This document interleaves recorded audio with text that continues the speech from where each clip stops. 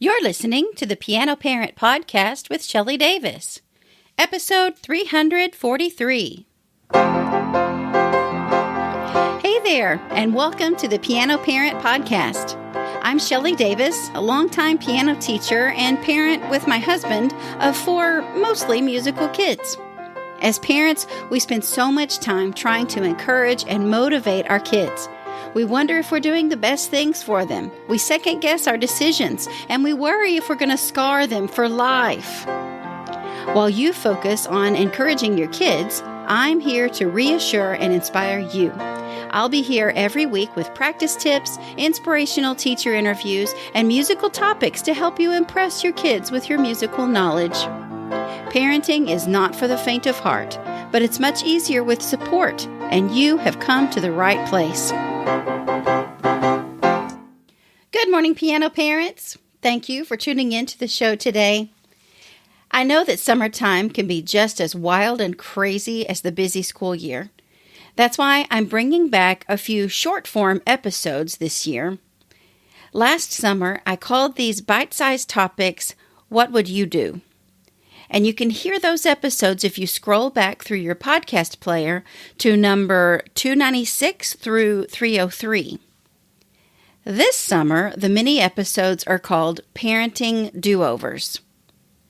So often on social media and in my own interviews with guests, we try to put our best foot forward. That's as it should be. We want to offer professional, succinct information that will be helpful to listeners. The reality is that most of my guests are parents just like you.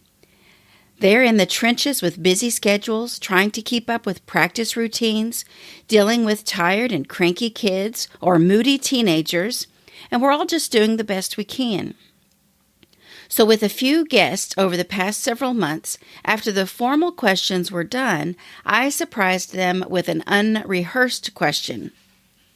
These guests offer their nitty-gritty, real-life parenting experiences of times they missed the mark and would love a do-over.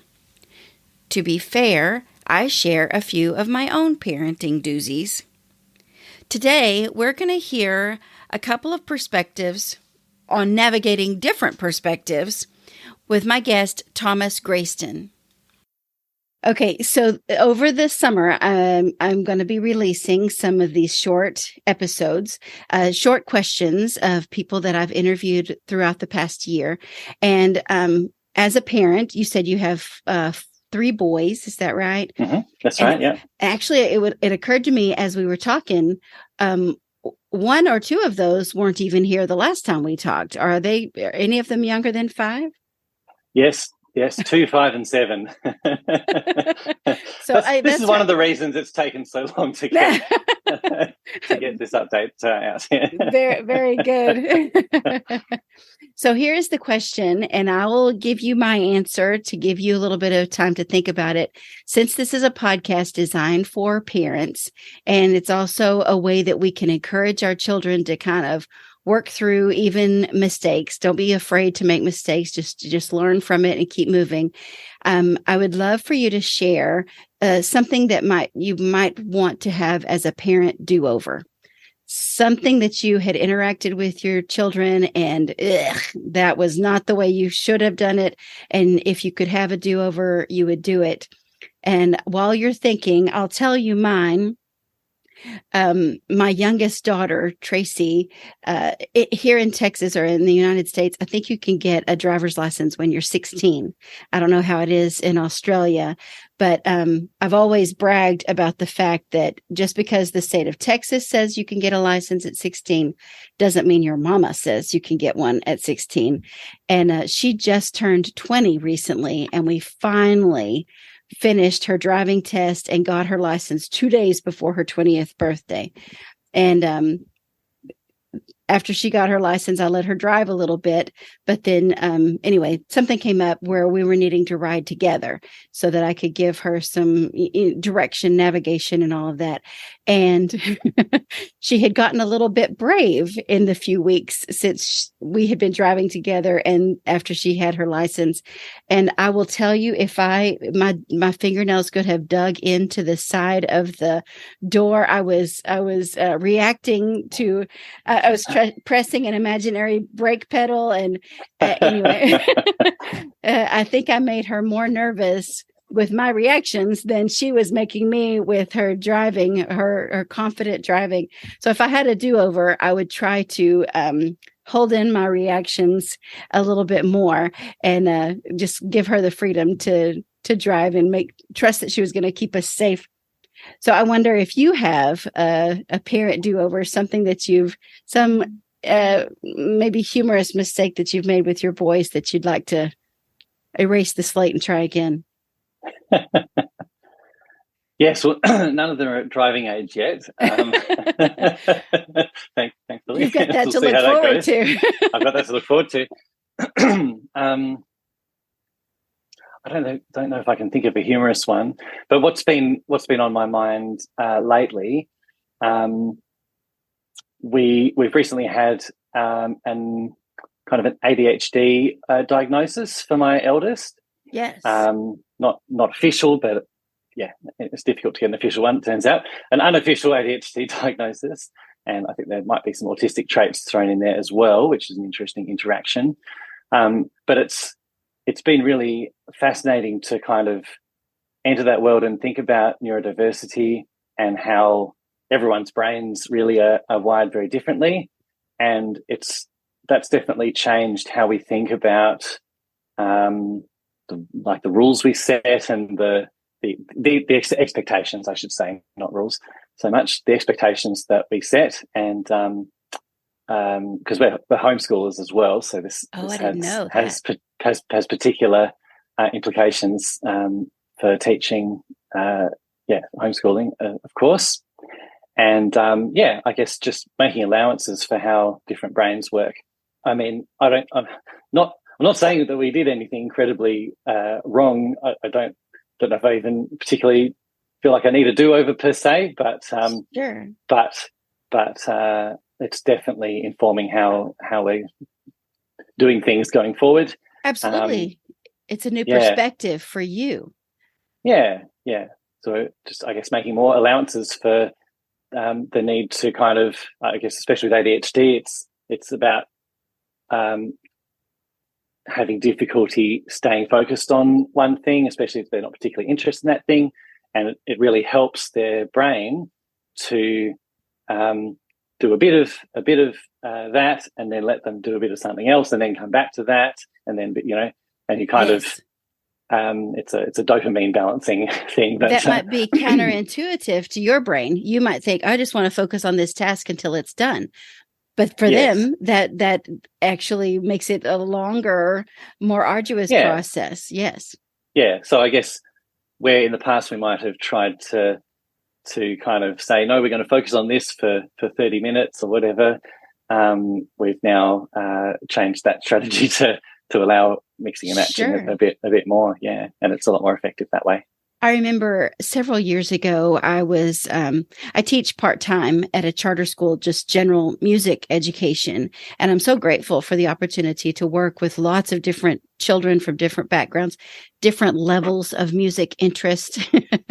But we were at a staff meeting, and our administrator had just come from an ADHD conference, just kind of learning how we can help these students. And she gave us an assignment, some sort of written thing that we were supposed to work on. But as we were working on it, she intentionally went around the room and shuffled some papers, or maybe stapled something to the bulletin board. She talked on her phone, things that any one of us might have thought, she's just being busy while we're working. But it was extremely distracting.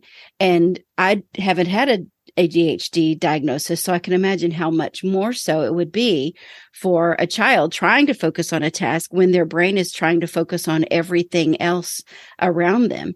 And how powerful that is for you and your wife to have that information and to be able to help him just with a different perspective for yourself. I love that.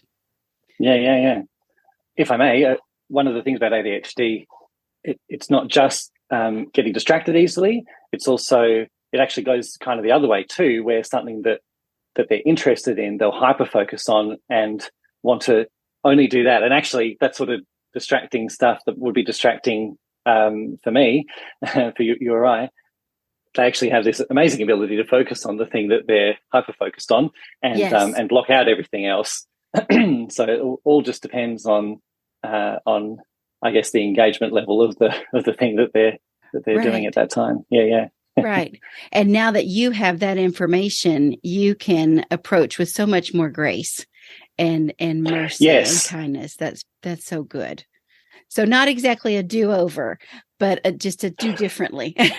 Yeah, all right, sure. Yeah. I love that. Thank you so much, Thomas, for coming on for the original interview that I'll link back up, and then for today's question too. Pleasure. I first met Thomas way back in 2016 when I was just starting out my podcast, and he had just recently launched his new app called NoteRush.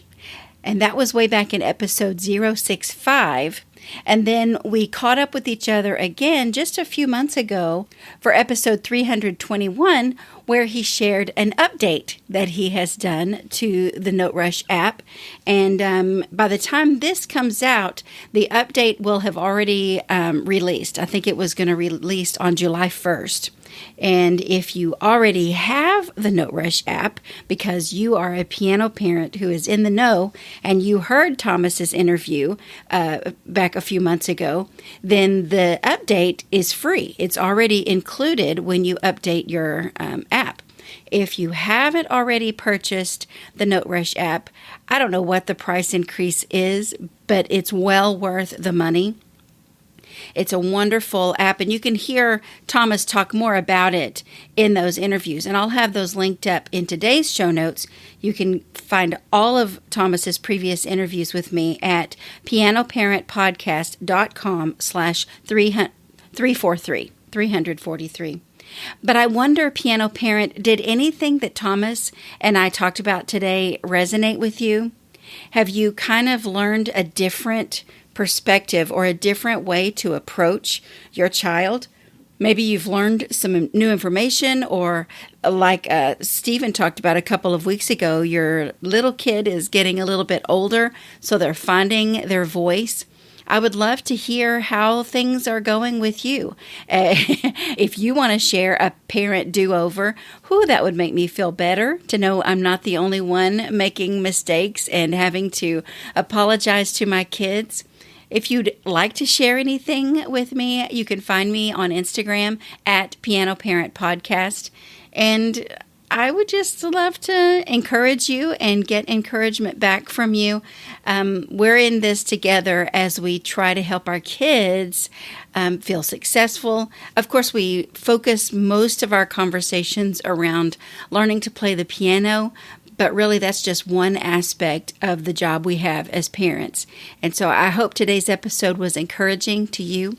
You encourage me when you offer feedback, and so I appreciate you very much. And tune in next week. We've got one more parenting do-over to close out the summer, and I'm excited for you to hear that one. Thanks so much, and I'll see you then. And that's the end of today's episode. Thank you so much for hanging around all the way to the end. If you haven't done so already, this would be a great time for you to hit the subscribe button. If you're listening through Spotify or Apple Podcasts or whatever your favorite podcast player is, hit subscribe so you will be the first to receive next week's episode. I would love to connect with you. You can find me on Facebook and Instagram at Piano Parent Podcast, and you could just email me, Shelley at pianoparentpodcast.com.